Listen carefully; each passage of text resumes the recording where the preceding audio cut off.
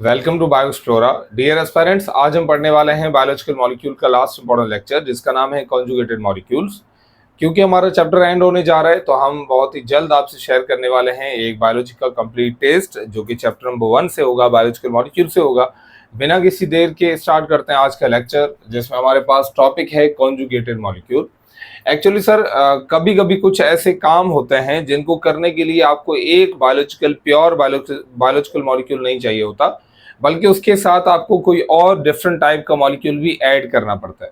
मैं आपको समझाता हूँ। बिल्कुल ईजी है कि सर, जब दो या दो से ज्यादा डिफरेंट ग्रुप्स और different units combine together, which would be biological molecule combined chemically and they act as a single unit, they form conjugated molecule।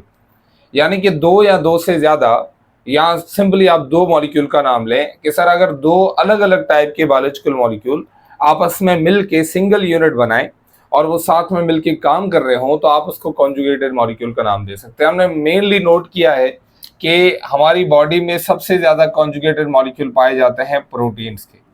आपने जरूर सुना होगा, हमारे पास लिपोप्रोटीन है, जैसे यहाँ पे मैं लिखा है ग्लाइकोप्रोटीन, जैसे हमारे पास लिपोप्रोटीन, उसके बाद न्यूक्लियोप्रोटीन।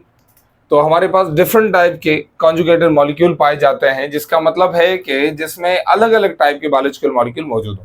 पहला हमारे पास टाइप है जिसका नाम है ग्लाइकोलिपिड। नाम से जाहिर है कि सर, ग्लाइकोलिपिड वो बायोलॉजिकल मॉलिक्यूल होते हैं जिसमें दो चीजों, एक ग्लाइको, दूसरा लिपिड्स।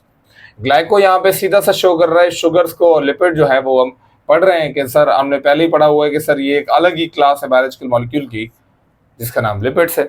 तो शुगर और लिपिड्स मिलके ग्लाइकोलिपिड्स को फॉर्म करते हैं, जिसको आप कॉमनली सेरिब्रोसाइट्स कहते हैं, because they are found in cerebrum. बड़ी क्वांटिटी में हमारे ब्रेन के सेरिब्रम में पाए जाते हैं, और स्पेशली ब्रेन के वाइट मैटर में। ब्रेन के दो पार्ट होते हैं ना, जो बाहर वाला पार्ट होता है वो ग्रेन कलर होता है, तो बाहर वाले हिस्से को ग्रे मैटर बोलते हैं और अंदर वाले हिस्से को व्हाइट मैटर बोलते हैं। ये बड़ी क्वांटिटी में आपको ब्रेन के व्हाइट मैटर में मिलेगा, और ये माइलिन को भी बनाता है। हमारे जो न्यूरॉन होते हैं उसके ऊपर एक लिपिड की लेयर चढ़ी होती है, जो कि नर्व इम्पल्स की कंडक्शन में हेल्प करती है, जिसका नाम माइलिन है। और माइलिन को बनाने के लिए भी ग्लाइकोलिपिड्स आर इंपॉर्टेंट। लास्ट है हमारे पास क्लोरोप्लास्ट की मेम्ब्रेन को बनाने के लिए। ये क्लोरोप्लास्ट की मेम्ब्रेन में, क्लोरोप्लास्ट पढ़ा है ना हमने सर, के एक ऑर्गेनेल होता है जिसमें ग्रीन कलर का पिगमेंट क्लोरोफिल होता है, तो ये उसकी मेम्ब्रेन में, उसकी दीवारों में भी पाया जाता है। यहाँ पे दो मॉलिक्यूल होते हैं इसको बनाने के लिए, एक होता है शुगर और दूसरा होता है लिपिड। दो अलग अलग मॉलिक्यूल मिलके एक सिंगल यूनिट की तरह काम कर रहे हैं, तो आप बोलेंगे sir, glycolipid is a conjugated molecule. दूसरा कॉन्जुगेटेड मॉलिक्यूल है जिसका नाम है, that is glycoprotein. Glycoproteins are commonly called mucoids because they are present and there are important parts of mucus। और जो ग्लाइकोप्रोटीन होते हैं ये ज्यादातर ट्रांसपोर्ट प्रोटीन होता है। ट्रांसपोर्ट प्रोटीन का मतलब होता है ये चीजों को एक जगह से दूसरी जगह उठा के लेके जाने के लिए हमारी बॉडी में इंपॉर्टेंट रोल प्ले करता है। कैसे? जैसे ये हमारी बॉडी के अंदर, ट्रांसपोर्ट करते हैं मटेरियल्स की, जिसमें चाहे वो आयंस की ट्रांसपोर्ट हो, चाहे वो प्रोटीन की ट्रांसपोर्ट हो, चाहे वो किसी और विटामिन की ट्रांसपोर्ट हो, उसमें हेल्प करते हैं। उसके साथ साथ ये एंटीजीन भी होता है। एंटीजीन आपने पढ़ा होगा, हमारे ब्लड के सेल्स पे कुछ खास किस्म के प्रोटीन होते हैं, जिसकी वजह से हमारे ब्लड ग्रुप होता है। अच्छा, ब्लड ग्रुप का जो काज है वो आरबीसी है। जैसे हमारे ब्लड ग्रुप पे जैसे ए, बी, फिर वो भी पॉजिटिव या नेगेटिव, ये डिपेंड करता है हमारे आरबीसी पे पाए जाने वाले एंटीजीन के ऊपर। तो ये एंटीजीन के तौर पे भी काम करते हैं, क्योंकि ये सेल की सरफेस पे होता है। उसके साथ साथ ये सिग्नल को लेने के लिए, बाहर से आने वाले सिग्नल्स को सेल को बताने के लिए एज अ रिसेप्टर भी काम करते हैं। ये अंडे के एल्ब्यूमिन में होते हैं। एल्ब्यूमिन एक प्रोटीन है जो कि अंडे के व्हाइट पार्ट में होता है। दो पार्ट होते हैं, बीच का येलो पार्ट और साइड का व्हाइट पार्ट। ये व्हाइट पार्ट में बड़ी क्वांटिटी में पाए जाते हैं, और ये गोनेडोट्रोफिन को भी बनाता है। गोनेडोट्रोफिन क्या है? तो आप बोलेंगे सर, ये असल में ह्यूमन के सेक्स हार्मोन्स हैं। तो ये ह्यूमन सेक्स हार्मोन्स को बनाने के लिए, गोनेडोट्रोफिन को बनाने के लिए भी अपना इंपॉर्टेंट रोल प्ले करता है। आई होप समझ आ रहा है? ये इंपॉर्टेंट रोल होता है ग्लाइकोप्रोटीन का। नेक्स्ट हमारे पास कॉन्जुगेटेड मॉलिक्यूल है जिसका नाम है लिपोप्रोटीन। नाम से जाहिर है कि सर, इसमें दो पार्ट है। एक लिपिड है जो कॉन्जुगेटेड है किसके साथ? प्रोटीन के साथ। तो लिपिड और प्रोटीन मिलके बना रहे हैं लिपोप्रोटीन। ये भी ज्यादातर ट्रांसपोर्ट का काम करता है। किसकी ट्रांसपोर्ट? लिपिड की ट्रांसपोर्ट।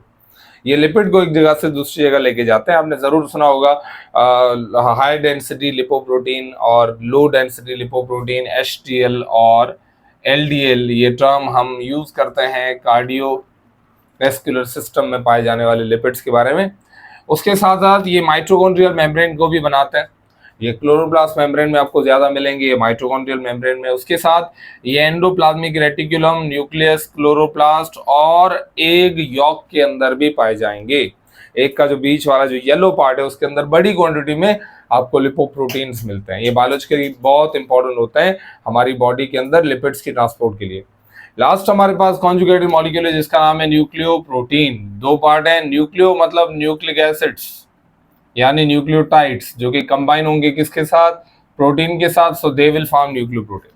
जो न्यूक्लियोप्रोटीन है वो मेन कंपोनेंट्स होते हैं क्रोमेटिन के। क्रोमेटिन क्या होता है सर? ये हमने पढ़ा हुआ है कि सर जो क्रोमोसोम होते हैं, जो हमारे न्यूक्लियस में जो क्रोमोसोम होते हैं वो नॉर्मली अपीयर नहीं होते, वो सेल डिवीजन के दौरान अपीयर होते हैं, लेकिन उससे पहले वो पतले धागों में होते हैं जिसको क्रोमेटिन बोलते हैं। जब हमने सर क्रोमेटिन को खोला, वी फाउंड दैट कि क्रोमेटिन बना होता है दो चीजों का, एक डीएनए, दूसरा एक प्रोटीन है जिसका नाम है हिस्टोन। तो आप देखेंगे दो चीजें हैं, एक डीएनए, हिस्टोन। डीएनए क्या है? Nucleic acid. हिस्टोन क्या है? प्रोटीन। तो आप बोलेंगे क्रोमेटिन क्या हुआ? न्यूक्लियोप्रोटीन। समझ आ रहा है? वैसे ही हमने पढ़ा था ribosome. Ribosome is made up of a type of RNA जिसका नाम है आरआरएनए, राइबोसोमल आरएनए। और राइबोसोमल आरएनए के साथ पाए जाते हैं 50 डिफरेंट टाइप के प्रोटीन। 50 अलग अलग टाइप के प्रोटीन यहाँ पे पाए जाते हैं, जो कि आरएनए और प्रोटीन जब मिल रहे हैं इसीलिए राइबोसोम बन रहा है। तो ribosome is also a nucleoprotein. Hopefully आज का लेक्चर आपके लिए इंपॉर्टेंट होगा। बिल्कुल इजी सा लेक्चर था, छोटी छोटी पॉइंट्स थी जो आपको पता होनी चाहिए थी। मिलते हैं एक नए लेक्चर में एक नए टॉपिक के साथ। Thank you.